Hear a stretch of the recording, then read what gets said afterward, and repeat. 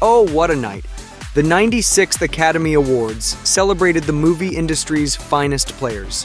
Well, let's just say that choosing the best moments this year was especially tough.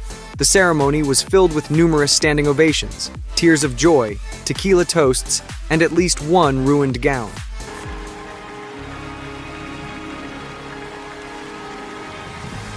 Join us on this spectacular roller coaster of emotions.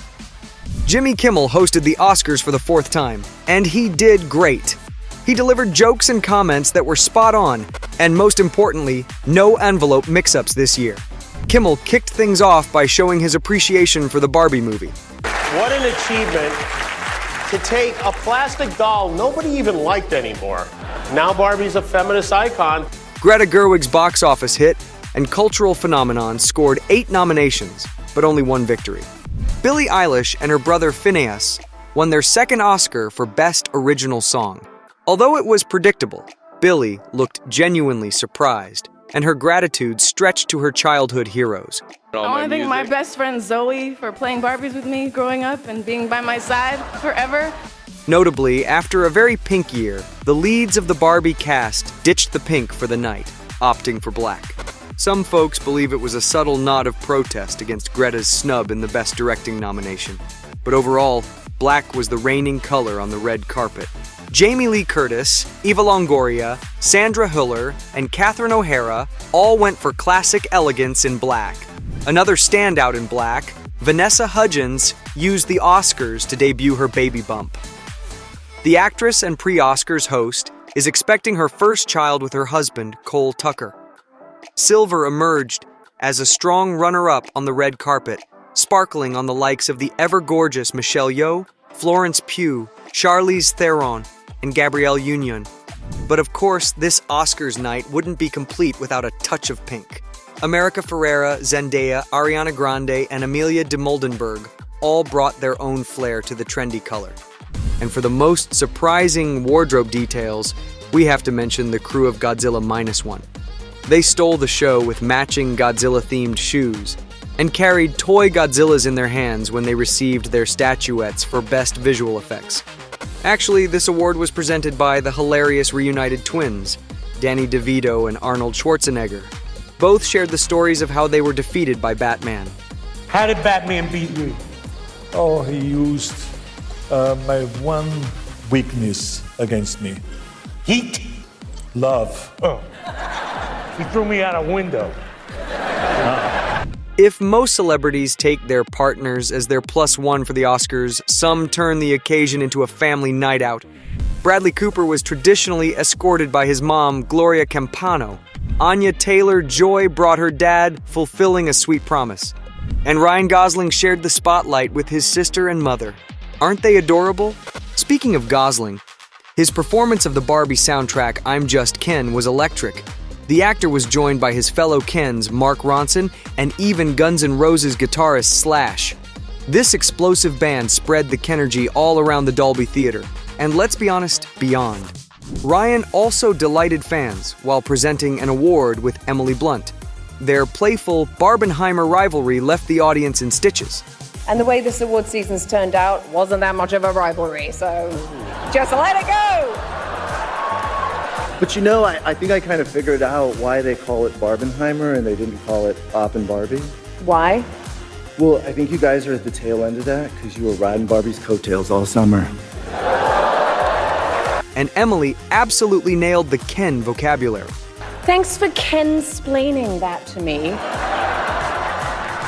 Remember how Jimmy Kimmel surprised the Oscar audience with some candies in 2017? This time, his sidekick Guillermo Rodriguez took care of the sweet treats, and guests appeared satisfied. You know, some found that tequila and award ceremonies just go well together. And I love my beautiful wife, Miss Charlize Theron. I love you. You're my angel. On a more serious note, Jimmy took a moment to mention the SAG and WGA strikes that changed the industry. He also thanked all the crew of the ceremony who relentlessly worked behind the scenes and welcomed them on stage with a warm applause. If you're wearing Skechers to the Oscars, take a bow. Come on, guys, take a bow. Take a bow. This ceremony had a fresh twist for presenting the Best Actor and Actress awards. Previous winners in each category announced and praised the nominees with personal messages. Da'Vine Joy Randolph took home the Best Supporting Actress award for her powerful performance in Holdovers. It was a night of culmination for her, having already won the SAG, Critics' Choice, BAFTA, and Golden Globe awards. But this time, Da'Vine decided to ditch the script and let her emotions flow freely. Her heartfelt speech was truly inspiring. For so long, I've always wanted to be different. And now I realize I just need to be myself. And I thank you. I thank you for seeing me. Randolph's co-star Paul Giamatti couldn't hold back his tears either, clearly moved by Da'Vine's win. American Fiction claimed Best Adapted Screenplay, while Anatomy of the Fall triumphed in the original screenplay category. Speaking of Anatomy of the Fall, did you catch the adorable doggo Messi on the red carpet and in the audience?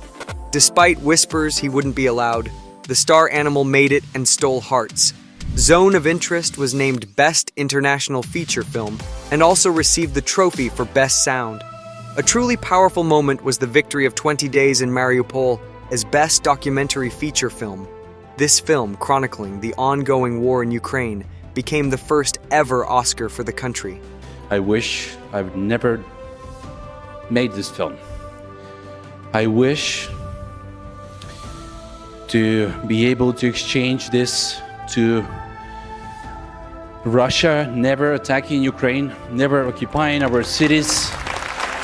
The Dolby Theater hushed as Andrea Bocelli's powerful voice filled the room, accompanied by his son Matteo in a rendition of Time to Say Goodbye. The screen behind them displayed a montage of film industry talents we lost last year, including the legendary Michael Gambon, Alan Arkin, Matthew Perry, Jane Birkin, Tina Turner, and many more. As predicted, the night belonged to two films, Poor Things and Oppenheimer. Yorgos Lanthimos' visually stunning film took home 4 awards, including the Best Costume Design prize. Speaking of costumes, Jimmy Kimmel decided to inject a bit of humor by linking this category to the 50th anniversary of, well, let's just say a rather unforgettable moment at the Oscars, The Streaker. Stepping into the unexpected, John Cena was the recast nude character, but he nearly got cold feet at the last moment. Let's just say his category announcement involved a strategically placed curtain and a lot of laughs. Costumes.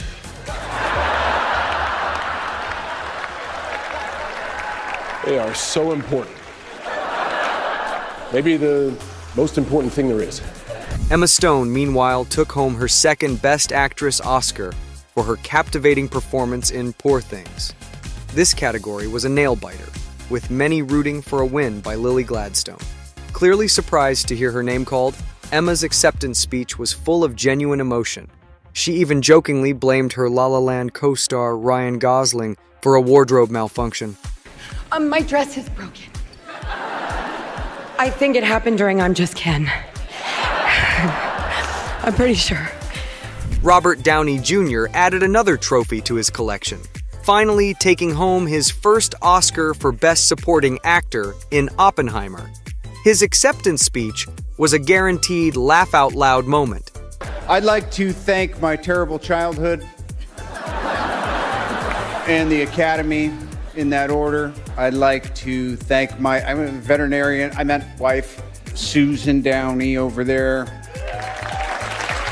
She found me a snarling rescue pet, and you love me back to life. That's why I'm here. Meanwhile, Cillian Murphy, ever the humble talent, snagged his first Oscar for Best Actor in a leading role. And I'm a very proud Irishman standing here tonight, so... Oppenheimer truly dominated the night, winning awards for Best Director, Best Cinematography, Best Film Editing, Best Original Score, and the biggest prize of all, Best Picture. There was a moment of delightful confusion after Al Pacino's announcement, but the cast and crew quickly erupted in joy. And may I see Oppenheimer? Yes. The winner truly takes it all. What was your favorite moment from the Oscars 2024? Do you agree with the Academy voting results? Share your thoughts in the comments. And as always, Stay awesome.